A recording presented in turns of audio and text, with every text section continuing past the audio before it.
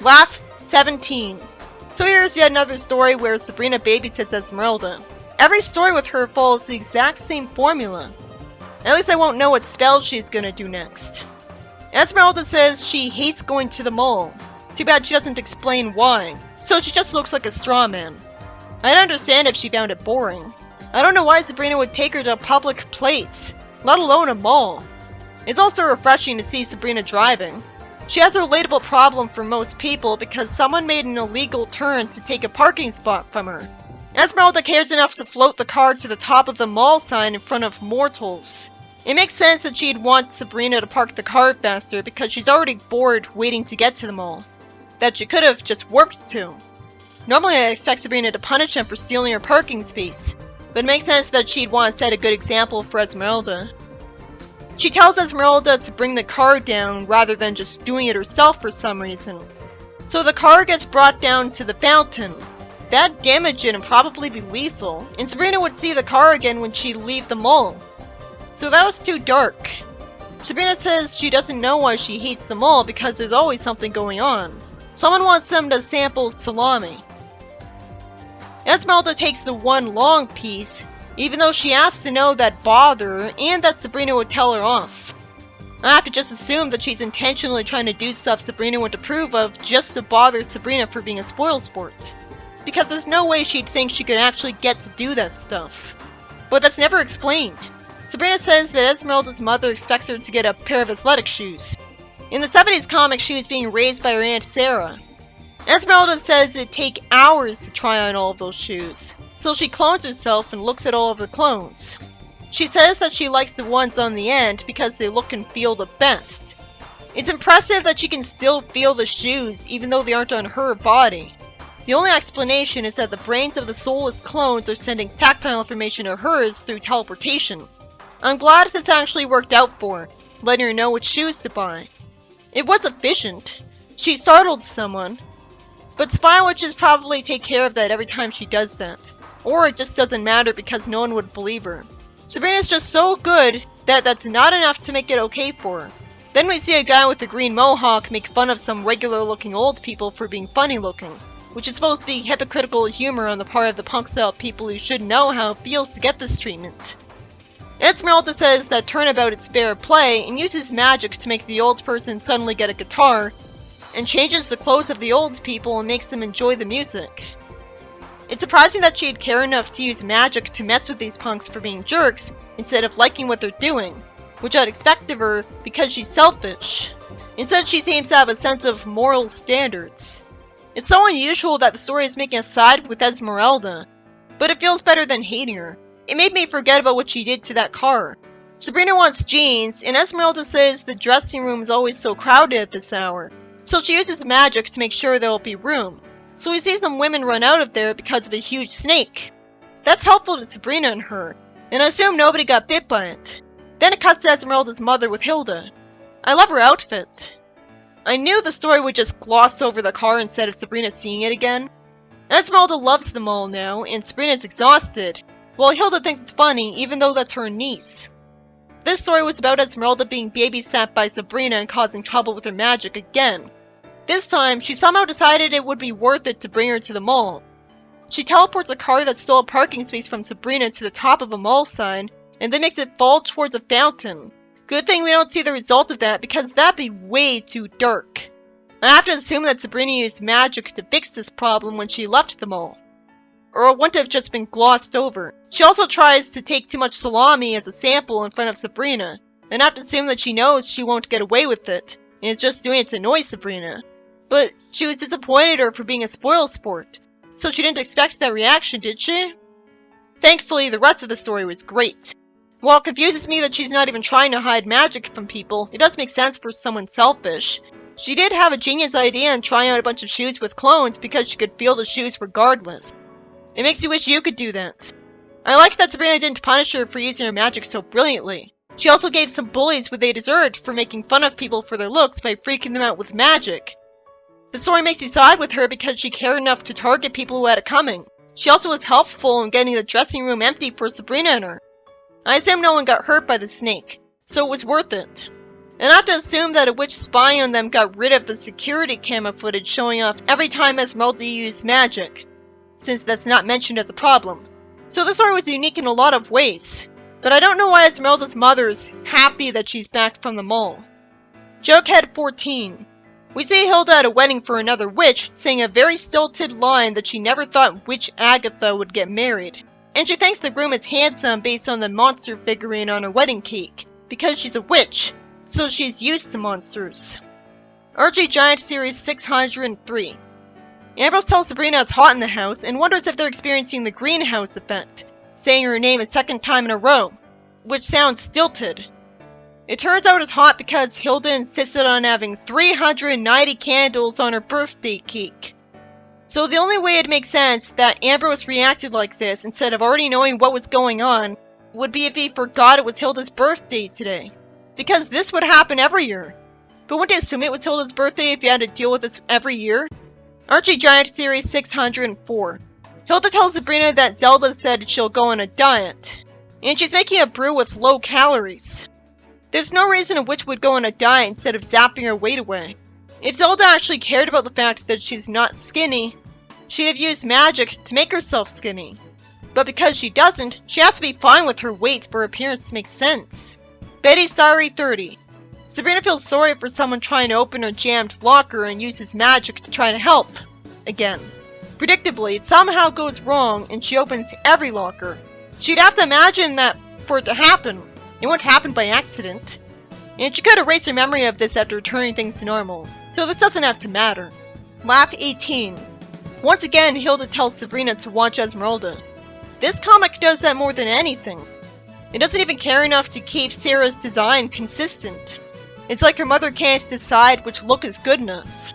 Sabrina has to go to the museum today for a report, and for no reason at all, Hilda thinks Esmeralda will behave if she takes her along. Sabrina knows better, but doesn't have the common sense to make her unable to use magic, like she's done to Salem. Or use magic so that she'll only be able to use magic for good, like she's done to Salem. Why does Esmeralda bother lying to her that she won't use magic for pranks anymore? It's not like there's any chance of Sabrina not going there, and she doesn't want to go there, and she'll find out when she uses magic anyways. For no reason, she agrees to let her go get some water by herself. Esmeralda says that it looks like a statue is holding a pizza, and zaps it into its hand because she's hungry. Then a security guard walks into the room and wonders what's going on here. He must have heard her talking. Esmeralda doesn't like mortals, so she just says she borrowed the statue's pizza and magically gives it a new one. It's funny that just says, "See that you do," because he's trying to go along with it and then he looks confused.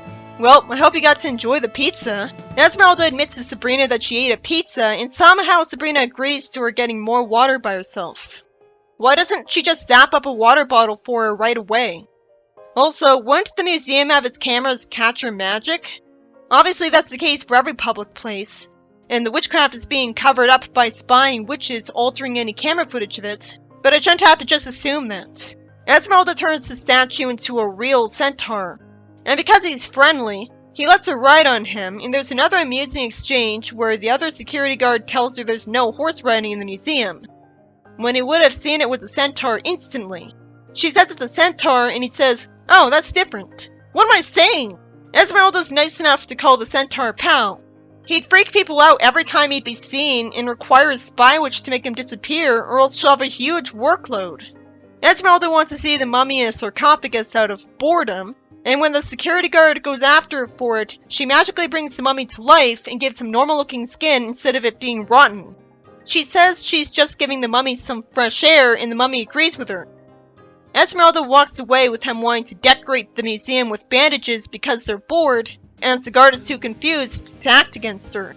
Sabrina finishes her report, and when she goes home, Hilda somehow knows that the museum announced that it's closed to clean up a big mess.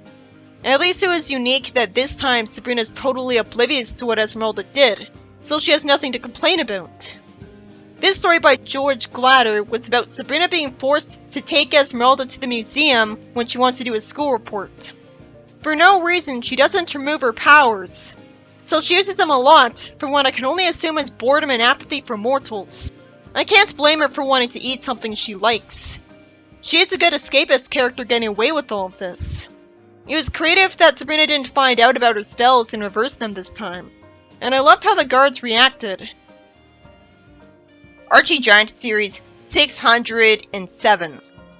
Sabrina's family sleep in the living room until they hear some bumping on the roof and want to get refreshments ready for Santa. It's just a comedy page, so I'm guessing they'll be wrong. Surprisingly, it is Santa, and he just scared them away with the gorilla costume because he thinks it's the only way to get out of eating batwing sandwiches and lizard soup, as opposed to simply telling them he doesn't want to eat any. I guess he's scared of getting them mad at him and dealing with magic abuse. But he's so lucky they didn't use magic on him when they thought he was a gorilla. He'd know how risky that was. Betting me 180. Sabrina finds out that the girl with 4 eyes is leaving Witch and Monster High, and Hilda fortunately thinks it's sad. If there are high schools for both witches and monsters, that'd be such a bland name for a school like that. It'd only be realistic if it was the first one of its kind. Hilda says she hates to see her leave because she's the best hall monitor they ever had. That great hall monitor idea was used before, but this time it's for someone with multiple eyes instead of heads. She still looks creepy, but the story's not as dark as it could be because it doesn't actually explain that she left the school from bullying, which I assumed. I guess this takes place in a universe where Sabrina goes to this school and Hilda's the principal. It's confusing at first because this is almost never the case. Archie 374. Hilda asks Samir who's the fairest of them all. That happened in Little Sabrina already. Here, it outright admits to her face that she's ugly. Of course, she only asked because witches that are ugly are considered beautiful by other witches. It's surprisingly amusing that it just says, "Well, it's not you, old prune face," and it gets shattered. Lucky for him, it didn't kill him. This is just that Little Sabrina story with a more predictable outcome. Betty's Diary 31. Sabrina's fun and adventurous, saying that she's gonna order a pizza with everything. Hilda's smart enough to say that's wasting money. Then she decides to conjure up a pizza with everything.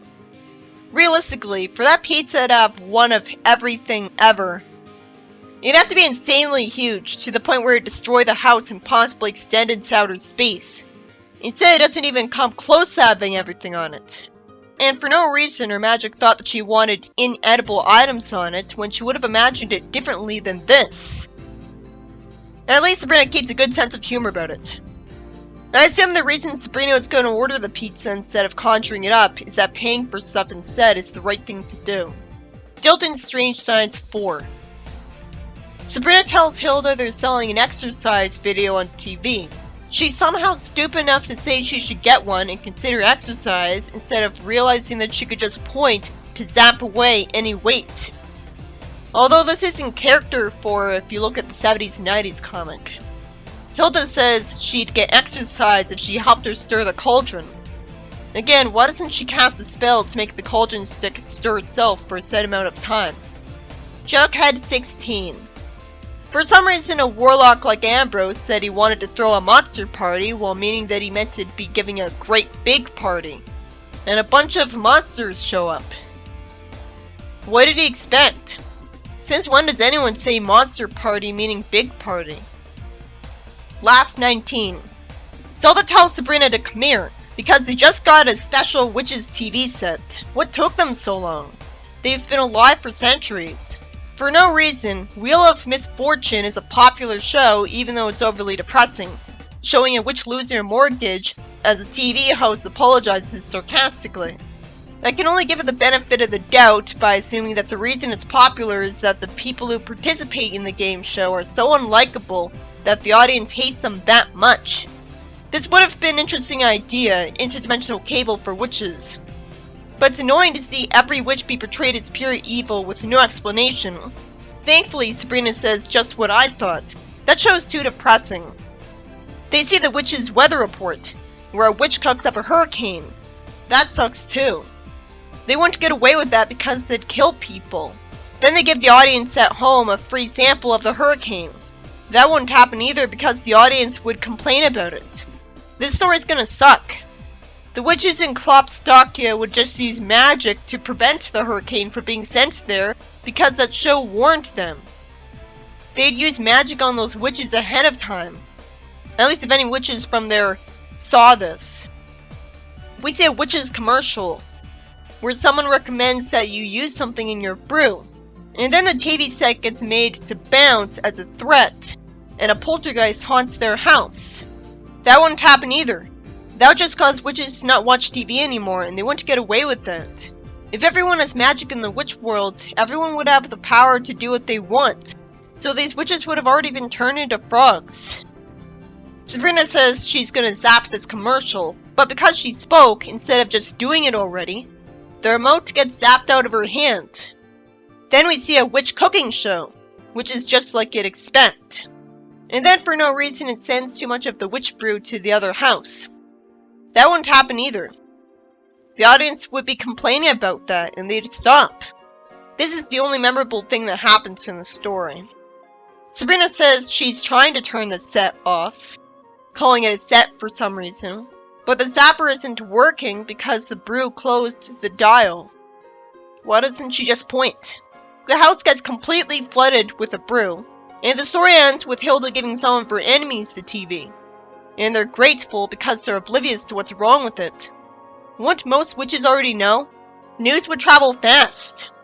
This story was about Sabrina's aunts getting a witch's TV, and for absolutely no reason, the TV shows are allowed to torture the people watching them, and the people on the show seem aware of who's watching them. So that was annoying, confusing. RJ's Pals and Gals 213. Hilda walks around wearing ridiculous silly sunglasses. But surprisingly, that's not the joke of the whole thing, and it's never pointed out.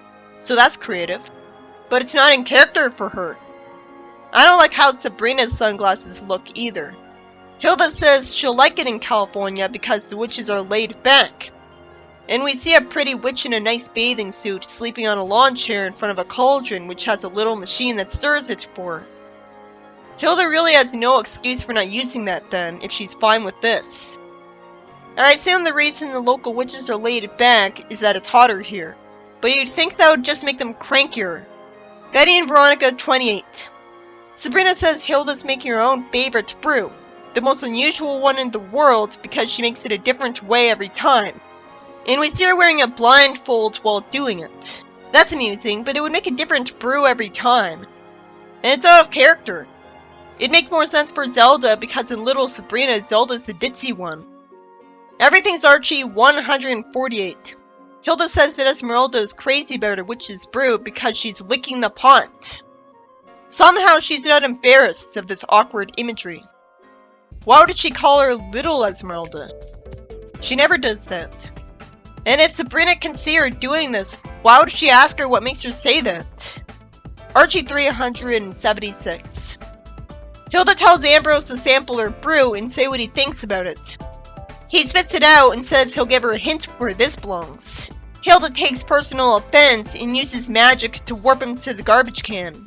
And Ambrose lampshades that he made a mistake. Why didn't she just taste it herself if she was so confident in it? RJ's Pals and Gals 214. Sabrina says she can use magic to clean up her room.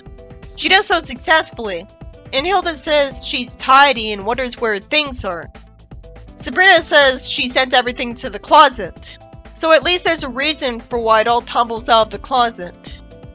It wasn't just there for no reason. She could shrink them. Benny and Veronica 29. We see Sabrina's Aunt Flora flying in for a visit as we see the unfortunate title of the story. She doesn't look so bad. Hilda says she's nice but stupid. She gives Hilda and Sabrina some presents and she gets thanked both times. She also gives Salem a bone. So we actually don't get to see if the other presents suck as well. How did she think a cat would want a bone?